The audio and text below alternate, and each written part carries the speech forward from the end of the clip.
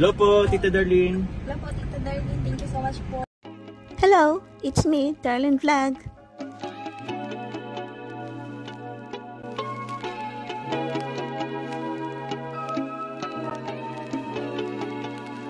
Very simple lang po ang kapayapaan dito sa Kalingap, lalo na sa Jumcar. Ibig sabihin, walang pakialaman, gaya ng kung saan susuporta ang ibang group, ang ibang sponsor, hayaan na lang natin sila.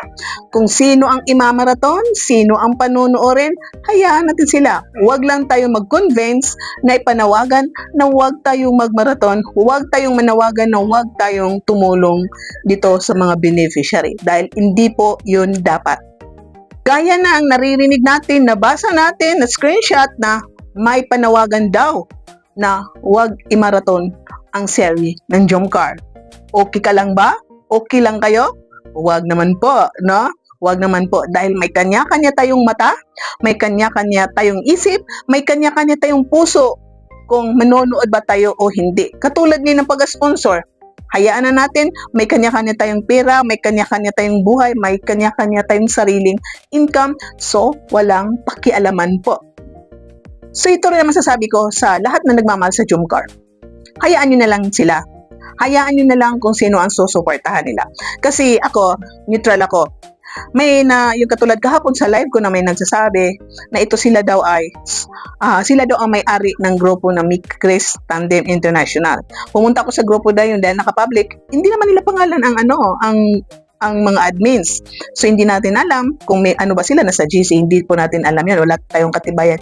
So, siguro, kung totoo yun is, hayaan na lang natin sila kung anong grupo sila. Pero ito lang ang panawagan sa mga sumusuporta.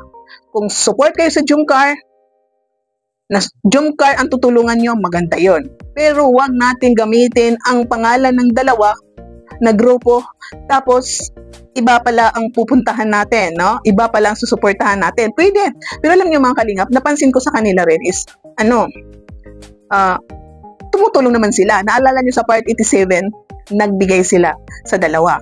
So, ibig sabihin, nandyan pa rin ang support nila. Tayo rin, wag na natin hingiin ang 100 support galing sa kanila katulad noon na lahat-lahat na lang ibibigay lahat sa kay Carla, support, apartment, pang shopping, pang Shein, pang Jollibee, pang dinner, anniversary. Hindi na po maibabalik ang lahat. Kasi katulad din na may pinapaaral ka, may anak ka, pinapaaral mo siya. So, support ka sa kanyang boarding house, sa kanyang tuition fees, sa kanyang mga allowance, uniforms. Pagdating ng time na may trabaho na yung anak mo, anong gagawin mo? Kunti-kunti namin sa ibibigay mo. Pag na-short yung anak mo, kung may income ka na magulang, tapos yung anak mo is na-short, magbibigay ka pa rin, susupport ka rin. Ibig sabihin din, may trabaho na yung anak mo. Ito nakita natin dahil si Carla is stable na kahit hindi pa siya tapos sa pag-aaral, may channel na siya, kahit hindi kalakihan ng channel niya, pag nagla-live siya, nakaka-review naman siya, hindi naman po malaki, tapos bigyan pa rin siya ni Kalinga Prab, at mayroon pa rin natitirang sponsors, at may bumalik, at may nananatili, at may mga bago. So, para po wala nang gulo, huwag na lang tayong makialam sa bawat isa. Huwag kayong makialam, huwag ka rin pakialaman. Ganito na lang po ang gawin natin. Kasi kung mag-expect kayo na may babalik ang lahat katulad na noon, mahirap po, no? Lalo na may mga higwaan, no? May samaan ng loob, normal yun kahit sa totoong buhay, normal yun na mahirap ibalik ang lahat. Pagkatapos minsan na higwaan na magkaibigan, higwaan na magkapatid, minsan hindi maibabalik ang normal na relationship ng dalawa. To be fair naman sa iba, kasi sabi na, hindi ka naman tumutulong sa Jumcar, bakit mo gamit-gamit ng grupo na yon? So, ito na lang tingnan natin. Dala-dala pa nila ang grupo na yon, dala-dala nila, pero binibigay nila, naririnig nyo na shoutout sila, dala nila ang pangalan na yon, may binigay sila. Pag pumunta sila, katulad nyo, may na-sponsoran sila na bagong tandem, hindi nila dala ang pangalan ng dalawa, di ba po? Sarili na nilang bagong grupo. At isipin natin, kung bit-bit nila ang pangalan ng grupo tapos tumulong sila doon. Di ba nakakatuwa yun? May grupo tayo, tumulong ka sa ibang beneficiary, ibang love team. Hindi ba nakakatuwa yun?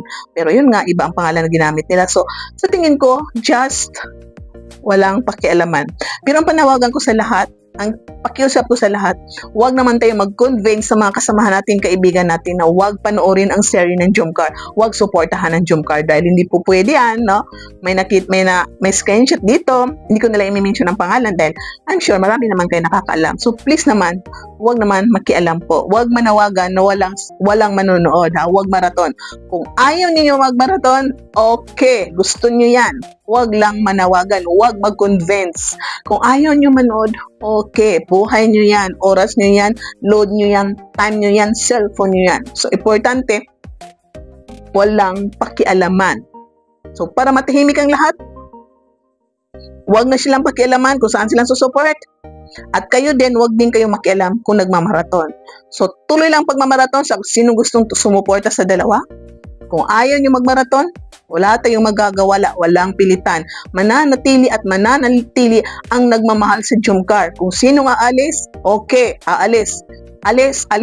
Gusto niyo umalis? Gusto niyo nang umalis?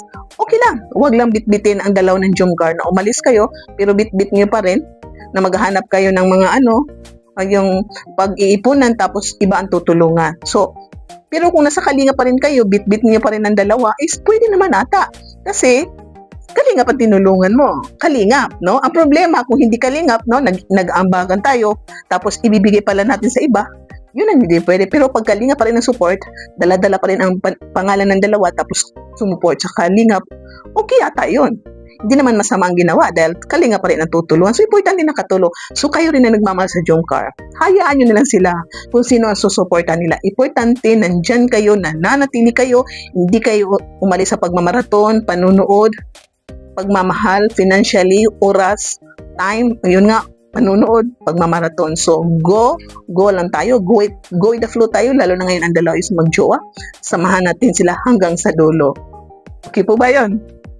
Importante, hindi natin papakialaman ang dalawa. Huwag natin sila siraan na kung ano-ano pang marinig natin sa GC, magpag-iipo, pag-usap-usap, dahil alam natin na marami ng mata ngayon, no, na sinisipan screenshot. Huwag na natin pag-usapan ng dalawa para siraan. Ngayon na sila na, hayaan nyo na lang masaya ang dalawa. Hayaan nyo na sila na mag-enjoy, mag-date, kung sino susuporta sa kanila, natutulong sa kanila, para mamasyal, kung saan pumunta. Hayaan na natin. Ang importante is, nakatulong din tayo noon. Kung sino sila ngayon ang tumutulong, hayaan na lang natin para magkaroon ng peace of mind. Just stop parinigan. Simple as that. Ano magkaroon ng peace of mind? Walang parinigan. Tama na yung parinigan. Spread love ka mo. Spread love. No more parinigan. Tapusin ang lahat sa pananahimik. Huwag nang sumagot. Huwag na makipag-away. Tama na ang kakapos ninyo ng anonymous. Di pa rin napapagod? Kaka-anonymous ninyo? Napagod ako sa kakabasa ng ka-anonymous ninyo. Sabihin nilang pangalan ninyo. So yun nga po mga Jumcar. Shoutout kay Kuya Val Santos Matubang, kay Edna Vlogs, kay Kalinga Prab, sa lahat na manonood ng ating video. Paki-like po, paki-share, comment kayo ng mga magagandang bagay, walang bashing. Magkaisa tayo, magmahalan, spread love, spread good vibes, spread your smiles, spread your loving heart, parang ganon, no? So, shoutout sa Jumcar community, Jumcar fans for life, sa Jumcar supporters, lahat ng admins ko dyan, at ang mga sumusuporta sa Jumcar. Shoutout sa lahat ng Kalinga partners, mga charity vloggers, mga reactors, Karipa, shoutout po. Thank you po sa lahat na manonood. God bless you and see you in my next reaction video. Bye, God bless. Isa lang ang ating idol, ang Panginoon. Tandaan, spread love, just zip your mouth and move on. Forget and forget. Forgive and forget.